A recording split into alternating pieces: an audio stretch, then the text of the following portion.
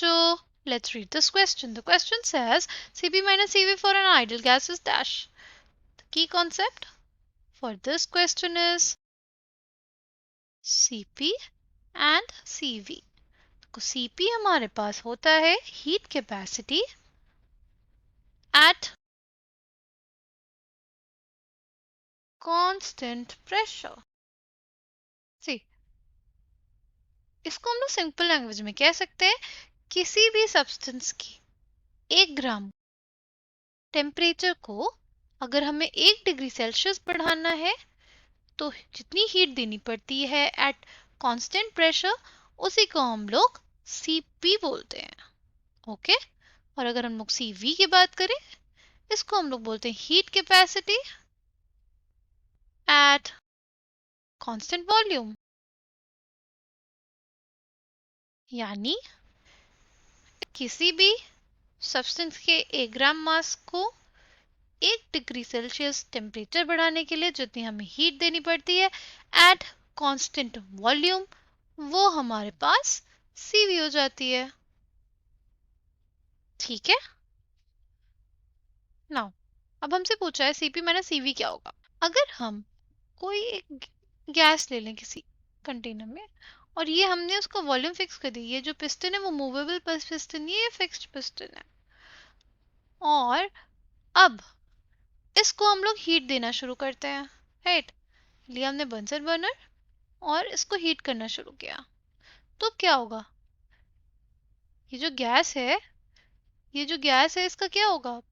क्योंकि एक्सपैंड तो कर नहीं सकती तो क्या हो जाएगा यहाँ पे इसका टेम्परेचर इंक्रीज हो जाएगा. ओके सो अगर हम लोग अपना फर्स्ट लॉ ऑफ थर्मोडायनेमिक्स लिखें du is equals to dq plus dw. देखो dw जो होगा हमारा वो 0 हो जाएगा क्योंकि यहाँ पे चेंज इन वॉल्यूम तो होगा ही नहीं. राइट. वर्क तो हमारे पास होगा ही नहीं. डेल्टा वी हमारा 0 हो जाएगा. तो जो हमारा dq होगा वही हमारे du की वैल्यू हो जाएगी. राइट.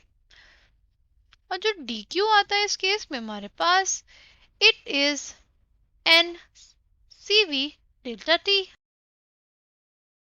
यही हमारे du की वैल्यू हो जाएगी. du is equals to n cv delta t. Right. अब अगर हम लोग देखते हैं अपना नेक्स्ट पार्ट. अब हमने पहले तो कांस्टेंट वॉल्यूम पे लिया था पर इस बार हमने मूवेबल पिस्टन लिया है बट हमारा प्रेशर कांस्टेंट रहेगा. ठीक है. हमारा प्रेशर कांस्टेंट है. तो अब क्या हो जाएगा हमारे पास. अब जो हमारा dq आएगा वो आ जाएगा ncp dt. राइट. और जो हमारा dw होगा वो हो जाएगा माइनस pdv. ओके ये हमारा वर्क होता है. तो हमारे पास dq और dw की वैल्यू आ गई. सी जो हमारा du होगा हमें जो चेंज इन टेम्परेचर आ रहा है वो डेल्टा t का आ रहा है मतलब dt का आ रहा है. स्मॉल टेम्परेचर चेंज आ रहा है.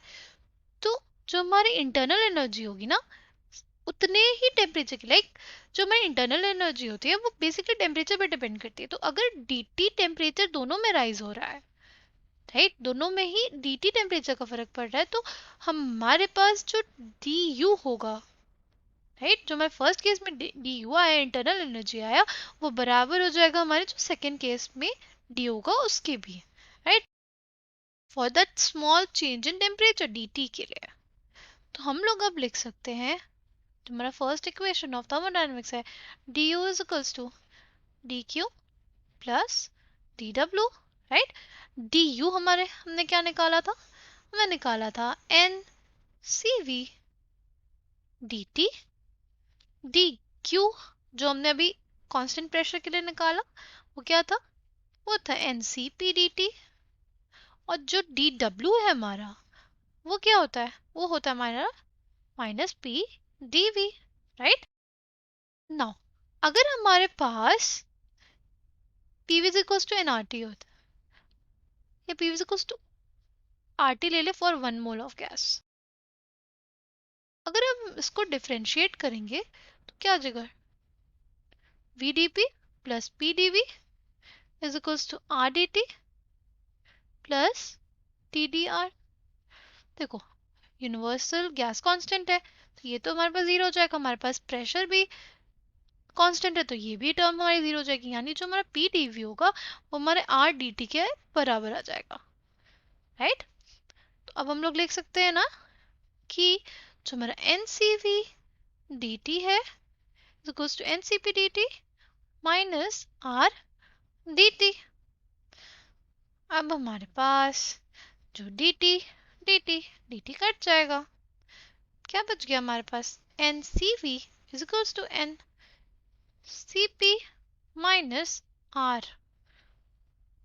ठीक है, अगर हम लोग ले लें फॉर 1 मोल ऑफ गैस तो हमारे पास CV is equals to CP minus R।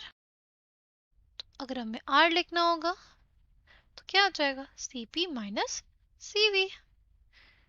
यही तो हमारे क्वेश्चन में पूछा था कि हमारे पास CP माइनस CV क्या होता है for an ideal gas. Final answer for this question is हमारे पास CP minus CV for an ideal gas is equals to R. I hope you understood it well. Thank you and all the best.